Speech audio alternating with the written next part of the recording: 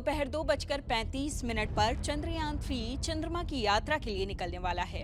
करीब 4 साल बाद ये मिशन चंद्रयान-2 के अधूरे काम को पूरा करने के लिए भेजा जा रहा है। अगर चांद पर सॉफ्ट लैंडिंग में सफलता हासिल होती है तो भारत, अमेरिका और रूस के साथ चीन के बाद ऐसा करने वाला चौथा देश बन जाएगा। आज जानेंगे चंद्रमा पर लैंड करना क्यों मंगल से कहीं ज्यादा खतरनाक है, कैसे पहुंचेगा वहां तक चंद्रयान-3 और क्यों चंद्रयान-2 मिशन नहीं हो पाया पूरी तरह कामयाब। सबसे पहले बताते हैं चंद्रयान-2 के बारे में, जिसका अधूरा काम पूरा करने के लिए जा रहा है चंद्रयान-3। तारीख थी 7 सितंबर और साल था 2019। रात करीब 1:40 पर लैंडर विक्रम ने चांद पर लैंडिंग की प्रक्रिया शुरू की। 1 घंटे तक सब कुछ प्लान के मुताबिक चलता रहा। तभी वैज्ञानिकों का संपर्क इससे टूटा और मंजिल के बेहद करीब पहुंचने से पहले ही लैंडर विक्रम क्रैश हो गया। चंद्रमा पर सॉफ्ट लैंडिंग का भारत का सपना टूट गया।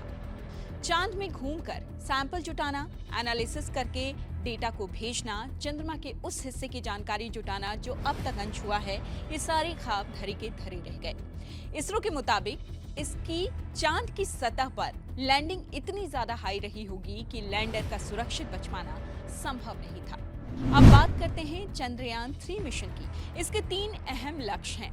लैंडर की चांद की सतह पर सुरक्षित और सॉफ्ट लैंडिंग जो चंद्रयान-2 नहीं कर पाया, चांद की सतह पर रोवर का चलना और वहां मौजूद एलिमेंट्स का वैज्ञानिक परीक्षण करना। लैंडर चांद के उस हिस्से तक जाने वाला है जिसके बारे में कोई जानकारी नहीं है, कोई नहीं जानता उस हिस्से में है क्या। चांद की सतह पर रासायनिक तत्वों और मिट्टी के कणों जैसे तमाम नेचुरल रिसोर्सेज की जानकारी जुटाना।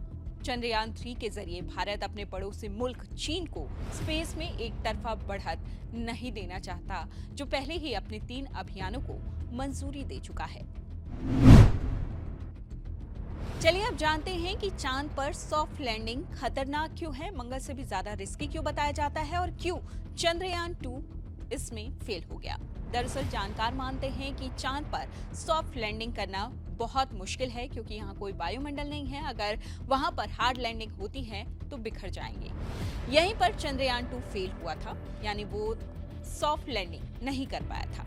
चांद पर उतरने के लिए प्रोपेलेंट जलाना होता है और चुनौती ये भी आती है कि धरती से ईंधन भी चांद तक सीमित मात्रा में ले जाया जा सकता है। चांद पर लोकेशन बताने वाला कोई सैटेलाइट भी नहीं, ऐसे में लैंडिंग की सही पोजीशन बता पाना बेहद मुश्किल है।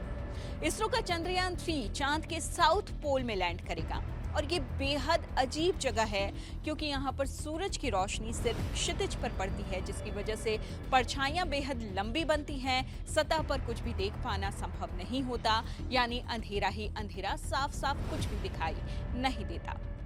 इसरो के शुरुआती 2 अभियानों के बाद ये तीसरी कोशिश है जिसे चंद्रयान-2 के फॉलो अप के तौर पर देखा जा रहा है। इस मिशन से उम्मीदें तो बहुत हैं। ऐसे सभी अभियान भविष्य के चंद्र अभियानों के लिए बेहद अहम हैं और इस लिहाज से भारत का चंद्रयान-3 इस पर सभी की निगाहें टिकी हुई हैं।